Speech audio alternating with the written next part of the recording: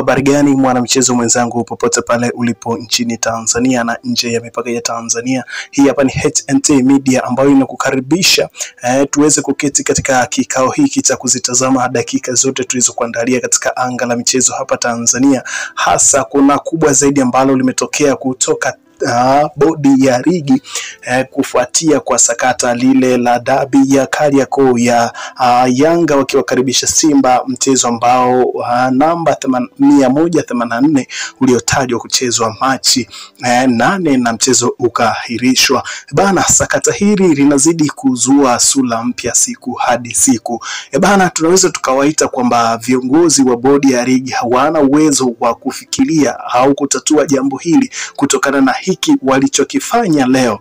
Bana, kabla hatujafika mbali ni kukaribishe kwa wewe ambaye ndo kwanza unajiunga nasi, basi hii hapa ni HNT Media ambayo inakuletea taarifa za michezo kila siku kila wakati mara tu baada ya kuhappen. Kama ndo kwanza unajiunga nasi, basi nikuambie kwamba umeshakwisha kupitwa na taarifa zetu nyingi sana ambazo tunakuletea hapa siku hadi siku. Ili sasa usiendelee kupitwa na taarifa zetu, hakikisha kwamba unabonyeza maandishi ambayo yameandikwa subscribe hapo chini ya video, lakini pia utaifuata alama ya kengele itajitokeza pembeni hapo, utaibonyeza. Kwa kufanya hivyo kutakufanya wewe uwe wa kwanza kupata taarifa zetu sehemu yoyote na wakati wote tunapokuwa tunakuletea taarifa zetu, basi utakuwa wa kwanza kutizitazama ukiwa sehemu yoyote ndani ya Tanzania hata nje ya Tanzania. Bana, moja kati ya taarifa kubwa ambayo inaendelea kuzua sura mpya siku hadi siku ni kufuatia kwa lile sakata la kuahirishwa kwa dabi ya Kariakoo, mechi ambayo ilitajwa kuchezwa siku ya tarehe 8 ya mwezi wa 3, lakini mechi hiyo ikaotambawa kutokana na sababu ambazo zilitolewa na klabu ya Simba kwamba hawataleta timu yao uwanjani kutokana na vile vitu ambavyo vilitokea vya vinavyosadikika kwamba mabodyguard wa Yanga walienda kuwazuia Simba Sports Club wasifanye mazoezi ya mwisho kuelekea kwa mchezo huo kuna kwa uwanja wa Benjamin Mkapa, kitu ambacho Yanga wenyewe walikuja kukanusha madai hayo kwamba wao hawana kitu kinachoitwa mabodyguard wa Yanga au walinzi makomando wa Yanga. Hicho kitu wao hawana katika structure yao ya uongozi, na wala watu hao hawajulikani hata katika idadi ya viongozi waliosajiliwa na TFF kutoka Young Africans. Hakuna hao mabodyguard wala hao makomando wa Young Africans ambao walitajwa kuwazuia Simba Sports Club kufanya mazoezi hapo kuna kwa uwanja wa Benjamin Mkapa.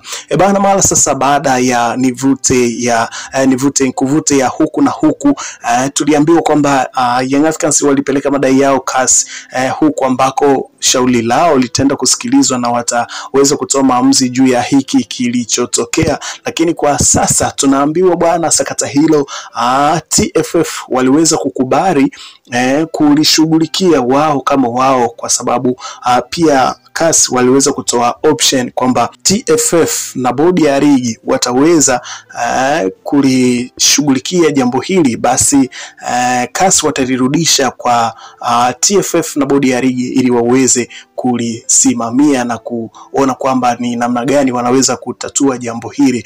Bana, TFF na bodi ya ligi unaambiwa kwamba wamekwenda mpaka nchini Kenya ambako wamekwenda kutafuta mwanasheria wa kuja kusimamia jambo hili. Bana, jambo hili linazidi kuwa gumu siku hadi siku. Msimamo wa klabu ya Young Africans ni kwamba hawatashiriki mchezo wowote dhidi ya Simba Sports Club kwa msimu huu wa 24-25, lakini kwa ukija kuangalia kwa taarifa zinazotolewa na bodi ya ligi pamoja na TFF, wanaokandamiza Young Africans kwamba wao ndo wenye makosa, lakini katika sheria na kanuni za TFF zinawabeba pia Young Africans kwa kutokana kwamba wao walifuata wanataka sheria na kanuni zifuatwe za kuahirishwa kwa mchezo huo. Kwa nukta hiyo naona kabisa kwamba sheria na taratibu zilizofanyika katika kuahirisha mchezo huo hazikufuatwa, zilikuwa ni matakwa ya watu binafsi na kwa maslahi mapana ya timu fulani.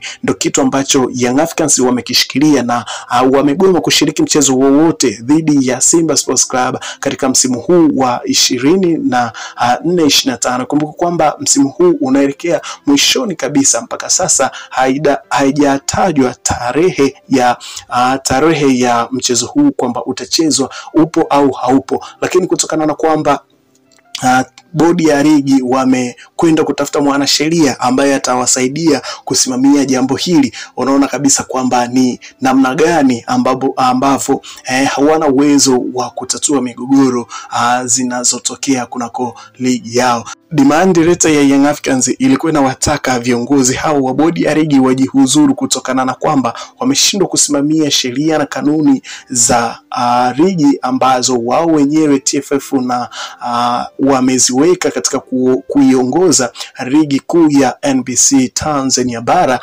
Wameshindwa kuzisimamia. Kwa nukta hiyo Young Africans wanawataka pia wao wenyewe wajihuzuru ili kupisha watu wengine wenye weledi, wenye akili ya kuweza kungamua migogoro kama hii endapo kama itajitokeza. Kuna moja kati ya exclusive moja alifanya mwandishi mmoja wa habari aliweza kuzungumza na rais wa TFF Bwana Wallace Karia. Akaulizwa juu ya watu ambao wanaitaka bodi yako ya ligi jihuzuru, unawazungumzia vipi? Lakini kauli alizozitoa hapo ndo zilizoendeleza kuwapa moli mashabiki wa klabu ya Young Africans kugomea hii mechi na kuwataka viongozi wao waendelee kushikilia bomba kutokana na kauli hizo zilizotolewa na rais wa TFF Bwana Wallace Karia alivyowajibu kwamba wajitazame kwanza, wao ni wazuri, kama kujihuzuru waanze kujihuzuru wao, tumeshachoka na sinema.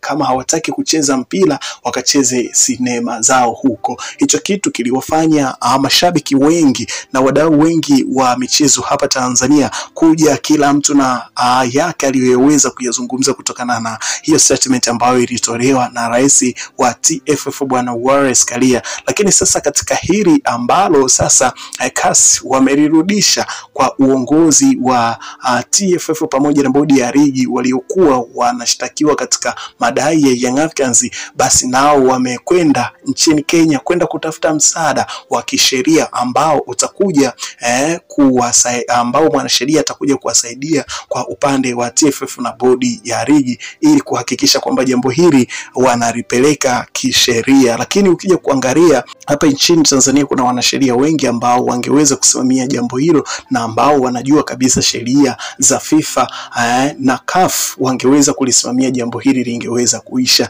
Kwa namna hii unaona kabisa kwamba siku zinavyozidi kwenda bado hatuwezi kupata suhirisho la jambo hili ambalo kila siku limekuwa likipigwa dana. Msimamo wa klabu ya Young Africans na uongozi wake ni kutoshiriki mchezo mwingine namba 184 wa Young Africans dhidi ya Simba Sports Club. Wanachotaka wao wapewe pointi 3 na ushindi wa mabao 3 kama jinsi ambavyo kanuni na taratibu zinaeleza kwamba mechi ikiahirishwa pasina sababu maalum, basi hivyo vitu vifanyike kutokana na kwamba watu wameshindwa kusimamia sheria na kanuni. Lakini si hivyo tu, endapo kama Young Africans atapewa pointi hizo 3 na magoli 3, basi unaambiwa kwamba Simba Sports Club atapokwa alama 18, kwa maana ya alama 3 watapewa Young Africans na alama 15 atapokwa Simba Sports Club. Kwa hiyo naona kabisa kwamba ni kitu ambacho hakiwezekani kutokana na kwamba kutokana na statement ambayo alitoa mwenyekiti wa bodi hiyo Stephen Mguto kwamba kama tukishusha Simba